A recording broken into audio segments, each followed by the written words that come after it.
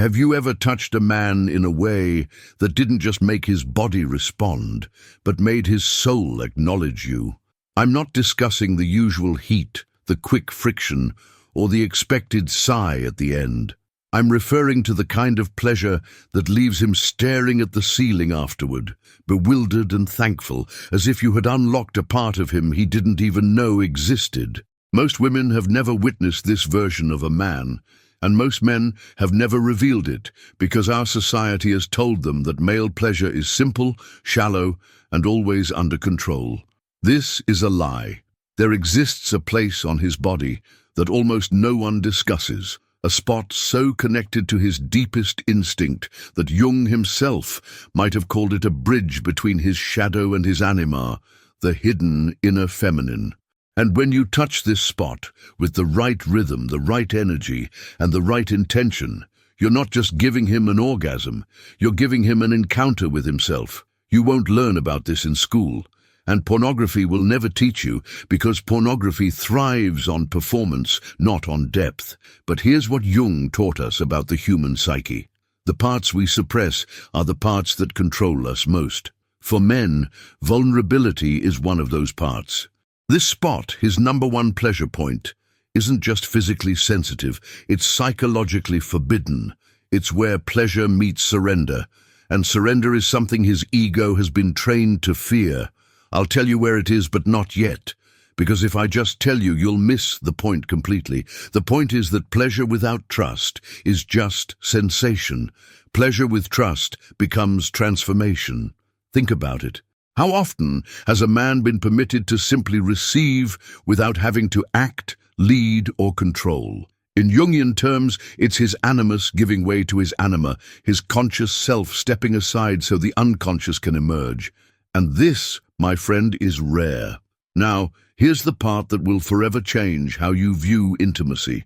When you awaken this hidden spot, you're bypassing his usual pathways of arousal. You're rewiring his association with orgasm from something he does to something he allows. And this shift is enormous because when a man allows, he feels. And when he feels, he bonds, not in a forced, manipulative way, but in a way his nervous system cannot undo. Picture this. You're with him and have already touched him in the obvious ways. His breathing is heavy, his eyes are searching for yours. Then, instead of speeding up, you slow down. You let your touch hover just above where he expects. You breathe with him. You match his exhale. You let the air grow thick with anticipation until his body pleads without words. This is the build-up, the tension growing in his muscles and mind. And then you pull back. That's the release. You give him space to feel the hunger before satisfying it. Jung would say, you're dancing with his shadow. You're provoking the part of him that dreads losing control while showing him it's safe to surrender. The real secret is that this safety is the pleasure. Yes, this spot is connected to nerve endings. Yes, it connects directly to the prostate, the male G-spot, but the nerves are only half the story. The other half is that you're touching the place in him that represents his most hidden desire to be seen without having to be strong. And when you do this right, the orgasm he experiences won't feel like a peak. It will feel like a collapse, barriers falling, his breathing failing, hands clinging to you as if you were the only anchor in his storm. And here's what makes this unforgettable. He'll associate this feeling with you, not the technique, not the spot itself, but you. Because in that moment you weren't just a lover, you were a witness to the part of him no one else has known. But here's the thing, if you rush, you'll lose. If you treat this as a trick, he'll feel used. And if you go there without the right emotional foundation, he'll resist. The key isn't in your hands, it's in your energy. And the first step is understanding what this spot truly means to him before you even touch it. So let me ask, if you could give a man an orgasm that felt less like an ending and more like a revelation, would you dare? Because once I tell you where this spot is and how to awaken it, you might never look at intimacy the same way again. The spot is called the perineum, the strip of skin between the base of the testicles and the anus. On the surface, it's just anatomy. Beneath that skin exists a network of nerve endings directly connected to his prostate, a gland often called the male G-spot. But here's the part no anatomy book tells you. In Jungian psychology, the perineum is like a threshold. It sits at the base of the body, where the root chakra anchors survival, and just above the sacral center, where pleasure, intimacy, and creativity reside. It's literally the line between control and surrender, and that's why it's so powerful. Most men ignore it, most women avoid it, and almost no one uses it to its full potential. But when you touch it with the right blend of confidence and care, you send signals up his spine that short-circuit the usual control mechanisms. He can't simply think his way out. His body takes over. His ego, his persona, as Jung would call it, steps aside, and the raw, unfiltered self emerges. The technique isn't about poking or pressing as if you're hitting a button. It's about approaching it as if you're learning a language. Start far away. Inner thighs, hip bones, the edges of his lower back. Breathe with him. Let him feel your presence expanding around that area. Your goal isn't to advance, but to awaken the edges of his awareness. This builds what I call psychological arousal. His mind begins to anticipate without fully understanding why. When you finally approach the perineum, do it slowly. Use the flat part of your fingers, your palm, or even your thumb tips. Apply pressure that's firm but not overwhelming. Firm enough to say, "I'm here," gentle enough for him to relax. Match your movement to his breathing. With each exhale, sink in a little deeper. With each inhale, ease up. This rhythm creates trust, because his body can predict your intention, and this predictability tells his nervous system it's safe to open even more. Now, here's where it becomes transformational. Combine this with stimulation elsewhere, his shaft, head, chest, or even just your voice. Jung spoke of the union of opposites, masculine and feminine, control and chaos. When you work the perineum while also nurturing him with pleasure in a familiar place, you're uniting these opposites. His mind doesn't know whether to lead or follow, so it chooses the only option left: surrender. You'll observe indicators, a deeper inhalation, a quiver through his legs, perhaps even his hands clutching the bedsheets. These are his body's methods of communicating, "Don't stop the intensity." This is the wave building. If you rush at this moment, you'll heighten his pleasure and miss the deeper release. Consider this, like drawing an archer's bowstring. You want the tension to build until it can no longer hold, and then release it. Some men, when brought to climax this way, will experience what's termed a full-body release. It's not merely pelvic contractions. It's a wave that travels from the spine's base to the head's crown, sometimes with uncontrollable shaking, sometimes with complete silence.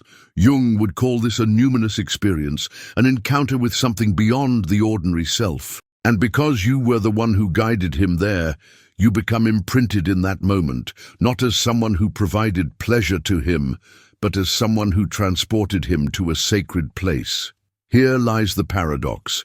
The more you focus on making him feel secure, the more dangerous you become to his memory. Dangerous because no one else will replicate the combination of skill, energy, and emotional permission you granted him. This is why I caution you. Once you awaken this point in him, you cannot undo it. He will crave this. He will crave you, but technique alone won't keep him there. You need presence. If you approach with uncertainty, he'll sense it. If you treat it as purely physical, he'll enjoy it but forget. If you enter with curiosity, confidence, and emotional warmth, he'll remember this for his entire life. And here's the real surprise. When he climaxes through perineum stimulation, especially when combined with other touches, he's not just releasing sexual tension, he's releasing emotional armor. And in that moment, his unconscious is completely open. That's where the imprinting occurs. That's where your words, your gaze, your touch become part of the memory he replays in the shower, on his way to work, in quiet moments he can't explain. The perineum may be the physical key, but what you're truly unlocking is a door in his psyche that almost no one has dared touch. So the question becomes, once you hold this key, How will you use it? So you've brought him there. You've guided him beyond the point where his body is merely seeking sensation to a place where his entire nervous system has surrendered to you. He's trembling, perhaps speechless, perhaps clinging to you as if afraid you might vanish. This is the moment most people don't understand. They think the orgasm is the finish line, but actually, it's the doorway. Jung taught that after an encounter with the unconscious, what he called a numinous experience, the integration phase is crucial. It's when the insight, or in this case, the connection deepens into the most profound layers of the self. If you leave now, if you turn away or break eye contact, you've just closed the door to the most transformative part. Stay, maintain your touch on him, not as a lover seeking more pleasure, but as a witness holding the space he just entered. Let your hand rest on his chest, your breathing match his. Whisper something that affirms not just the orgasm, but the man behind it. It could be something as simple as, "I love how authentic you are with me," or "You're safe here." In this state, his defenses are down. Oxytocin floods his system and his brain is forming a bond. Whether he's conscious of it or not, he's connecting this physical and emotional release to you. And this is where you have the power to make yourself unforgettable. Jung would call this the transcendent function, where opposites reconcile. In him, it's the fusion of strength and vulnerability, dominance and surrender, desire and trust. Your role in the aftermath is to hold both sides without judgment. Stroke his hair without trying to reignite the flame. Let the silence be full rather than empty, because in that silence, he's not just recovering, he's reprogramming what intimacy means to him. The more you anchor him here, the more this becomes his new standard. And here's the part nobody tells you. Once a man knows this standard exists, nothing less will satisfy him. Not because you performed some magic trick, but because you showed him to himself. That's the addiction. He doesn't just desire you, he desires who he becomes when he's with you. Now, if you want to take this even deeper, you can use your words to plant what I call emotional anchors. These are phrases that connect to his sensation of release, to your presence, not manipulative, not scripted, just intentional. "I love how you let go with me. You feel incredible when you're yourself." These become the phrases his mind repeats when he's alone, the invisible threads that pull him back to you. And here's the beautiful danger. This isn't about possessing him, it's about liberating him. Because the woman who can give him freedom while holding his desire is the woman his psyche won't release. In Jungian terms, you've touched both his shadow and his anima, accepted both and, by doing so, given him a taste of wholeness. Do you understand how rare this is? Most people never feel this in a lifetime, let alone from another human being. This is why this is more than sex. This is why the perineum is more than anatomy. It's the physical gateway to psychological transformation. A ritual where the man steps out of his armor and into his truth. And if you can guide him there and then hold him there, you don't just become unforgettable. You become part of his internal architecture. He'll think of you not just when aroused, but when lost, when proud, when alone. You'll be the reference point for what it felt like to be completely alive in his body and safe in his soul simultaneously. But here's the question you need to ask yourself before using this. Are you ready for what it means when a man cannot forget you? Not because you performed, but because you transformed him. Because once you step into this role, there's no going back. You know what's crazy?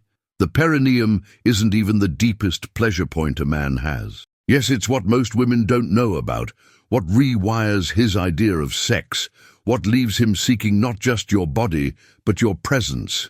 But there's another place, one that doesn't live in his skin, a place you can touch without placing a finger on him. In Jungian terms, it's buried even deeper in the unconscious, hidden behind layers of persona, shadow, and instinct. It's where his deepest desires and deepest fears meet, the point where love and lust merge into something almost spiritual. Most women never find it because they're looking in the wrong direction. They think more technique will get them there, or more novelty, or more intensity. But the truth is, this point isn't unlocked by doing more, it's unlocked by making him feel more. And once you know how to reach it, you can make a man feel a pleasure that lasts hours after the orgasm ends. The kind of sensation that stays in his chest and colors everything he sees. This is the level where sex stops being something he does and becomes something that transforms him. But before you can touch this place, you need to understand what closes it, what defenses keep it sealed. You need to know the exact words, the exact moment, and the exact emotional tone that bypass his conscious mind and speak directly to that hidden self. Because when you speak to that part of him, every touch becomes 10 times more powerful. Every glance becomes charged, and every moment with you becomes a memory he cannot escape. In the next video, I'll show you exactly how to find this hidden pleasure point, not in his body, but in his mind, and how to combine it with the perineum to create a cycle of physical and psychological pleasure so strong it marks him for life. But I warn you now, once you know this, you cannot unknow it. And once you use it, you cannot undo the effect. So the question is, do you want to simply give him pleasure, or do you want to change how he experiences every woman after you? Because if you choose the second option, you'll need what I'm going to show you.